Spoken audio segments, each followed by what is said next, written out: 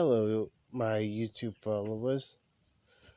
So, this might come as no big deal for most of you who are looking to get a Mokwheel style e-bike, but this might be something new for people who are getting into e-biking and want a reliable e-bike. This is a kind of a review of 6 months or 8 months of riding a Mokwheel. Actually, no, 5 months of riding a Mokwheel Basalt ST with little to no issues. Now, I don't have the bike with me right now. It's simply because it's still at the shop. I'm waiting for my family to come pick it up, hopefully this week, due to me being in an accident and stuff. Don't worry, I wasn't hurt. The bike was a little damaged, but that's besides the point. Anyways, so I wanted to refer on an old video of mine about tips and tricks for battery management. Now, obviously, the battery says 80 miles, right? That's normally the range they give if they're using it on one of those, what is it? They call them, in model railroad, they call them a rolling road. So that's like basic on rolling roads when they put the bike on like its own treadmill. But ChatGPT gave me a suggestion that I could not pass up this. Now, obviously, ChatGPT doesn't know the riding styles I take, but I fed it a lot of information from images of how long my rides normally last and stuff. And it suggested that I use lower pass systems. PASS stands for pedal assistance. Now, I decided to take it up on that offer. Now, I tried it on one. It's like it made me do a lot more working out to get the motor to even kick in. But that's part of lower pass systems is more, it's more easier for people who are fit. So I bumped it up to 2 and 3, and I just figured 2 and 3 were probably the best options for me because it still gives me power, especially when coming uphill. But it doesn't give me so much power that I feel like I'm letting the motor do all the work. Now, keep in mind, my Mokwheel battery is a 19.6 amp hour battery, right? And if anyone's a throttle junkie, well, they're not going to get range. They're just going to get the battery depleted faster.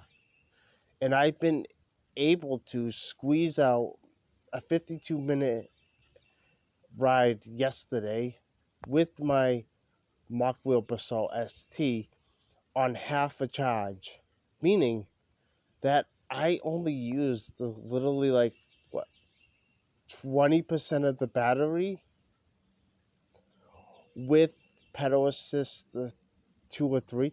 And keep in mind, I rode the bike the week before, but only for like 10 minutes because I forgot to bring my gloves and my helmet. And my GoPro wasn't recording, so yeah. So keep in mind this.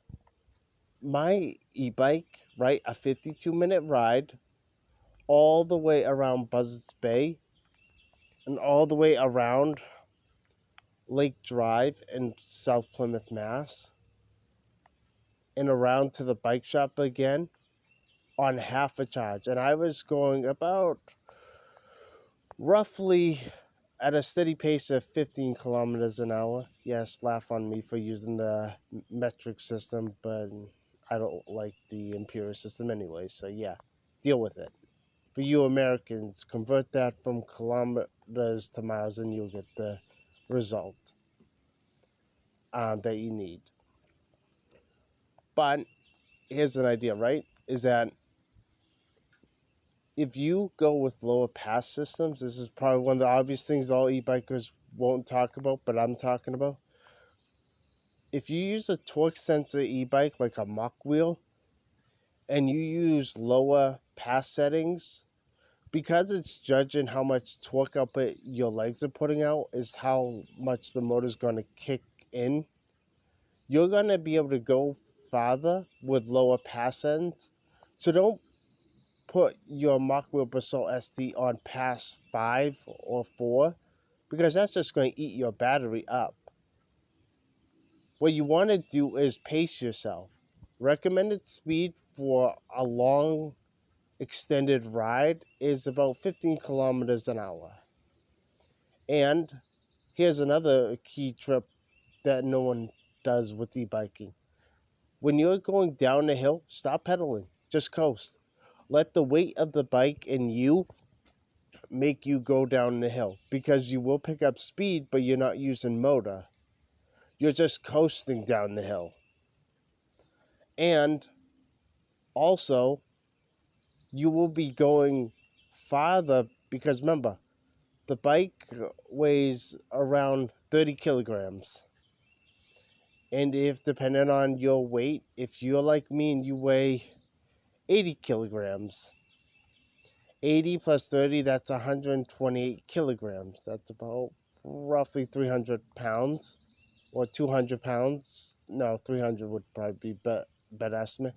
So all that, right? And you're coasting down the hill, you're probably going to top a speed, if it's a steep hill, around 30 kilometers an hour, sometimes 40 kilometers an hour. And that's a pretty substantial speed, even for an e-bike. That's like a car speed. But 40 kilometers roughly translates to 30 miles an hour. So, average street speed. I recommend also put low, if you're using Tennis Armor in your Mokwheel Basalt ST or Mokwheel branded e-bikes, use lower pressure because that's how that tire armor is gonna keep you from getting your flat tires. Lower pressure means the armor is more effective. And also, this is a recommendation for those who live on the East Coast or live in regions of the world where it snows. Recommendation for all Mokwheel users who either live in Europe and the US. When it's snowing, don't use your standard tire. Use studies or studded tires. You're less likely to fall and hurt yourself if you use studded tires. And always wear a helmet unless you're in Europe where laws are a little bit more different, like the Netherlands. But these are just my tips and tricks on how I got my Mokwheel to go further without the worry about the worry the worry about using actual like battery drain.